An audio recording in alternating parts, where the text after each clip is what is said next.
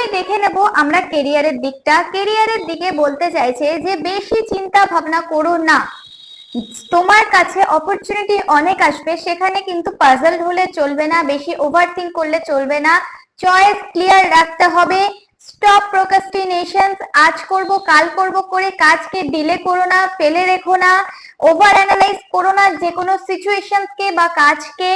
যেটা মনে হচ্ছে তোমার জন্য ঠিক, জাস্ট করে ফেলো। এত চিন্তা করে প্রোক্রাস্টিনেশন করে কাজগুলোর কিন্তু তুমি আরো নিজের কাজের ক্ষতি করছো। তুমি কি চাইছো সেটা নিয়ে কিন্তু ক্লিয়ারিটি থাকা অনেক বেশি প্রয়োজন। ওভারথিংক করছো যে কোনো জিনিস নিয়ে, যে কোনো চয়েস নিয়ে কাজের ক্ষেত্রে, টু মেনি অপশনস হয়ে গেছে তোমার জন্য যে এটা করব কি ওটা করব, ওটা করব কি সেটা করব। এটার মধ্যে থাকলে কিন্তু একটা লুপে আটকে যাবে, আলটিমেটলি কোনোটাই ভালোভাবে হবে না।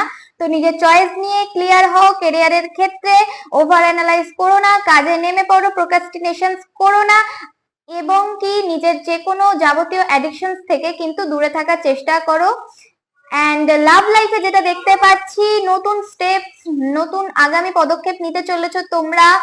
বোল্ড চয়েস আসবে, বোল্ড চয়েস তোমরা নেবে, বোল্ড ডিসিশন নেবে তোমরা, যেগুলো অনেক সময় তোমরা সহ্য করেছো, যেটাকে তোমরা মানে অনেক দিন ধরে মনে করেছো না এইটাই ঠিক বা এইটাই আমার জন্য, বা হয়তো বেরোতে পারছিলে না বা আটকে স্টাক ফিল করছিলে, তারা কিন্তু ওখান থেকে মুভ করবে, নতুন পাথ যাবে, নতুন সম্পর্ক, একটা ভালো ট্রু লাভ কিন্তু অনেকে এ মাসে নিজের খুঁজে পাবে, বা হয়তো যাদের জীবনে আছে কিন্তু বুঝতে পারছিলে না, তারা কিন্তু তোমাদের জীবনে ট্রু লাভকে ফিল করবে, খুব ভালোভাবে বুঝতে পারবে, ভালো একটা সময় কাটাবে। মন থেকে ডিসিশন নিতে বলছে, মাইন্ড থেকে না। ভালোবাসার ক্ষেত্রে কিন্তু মনটাই সবচেয়ে বড় কথা, কিন্তু হ্যাঁ অবশ্যই সেক্ষেত্রে ভুল ডিসিশন নিলে চলবে না।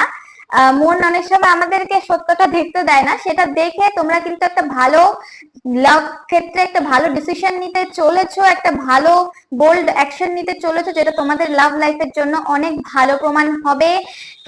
শরীরের ক্ষেত্রে বলবো যে এক্সারসাইজ অনেক বেশি প্রয়োজন তোমাদের জন্য, মেডিটেশনের সাথে সাথে এক্সারসাইজ অনেক বেশি প্রয়োজন। অ্যান্ড নিজের শরীর স্বাস্থ্যের খেয়াল নিজেকেই রাখতে হবে, খাওয়া দাওয়া কিন্তু ওয়াইজলি খেতে হবে, চুজ করে, যে এরকম খুশি রুটিন রাখলে চলবে না। ওভারঅল কিন্তু তোমাদের একটা ভালো লং টার্মের জন্য একটা ভালো বেনিফিট আসতে চলেছে এই মাসে। অ্যাবান্ডেন্স আসবে, পাস্টের কিছু ডিসিশন যেটা তোমরা আগে নিয়েছিলে, কোনো এমন কিছু ফিনান্স জনিত কোনো ডিসিশন নিয়েছিলে বা কোনো জব বা কোনো কিছু অ্যাপ্লাই করেছিলে, বা যে কোনো ক্ষেত্রে যেখান থেকে তোমাদের টাকা পয়সা আসার একটা সম্ভাবনা ছিল, সেটা কিন্তু এ মাসে আসবে এবং তোমরা সাকসেস পাবে। সেক্ষেত্রে পেশেন্স রাখতে হবে।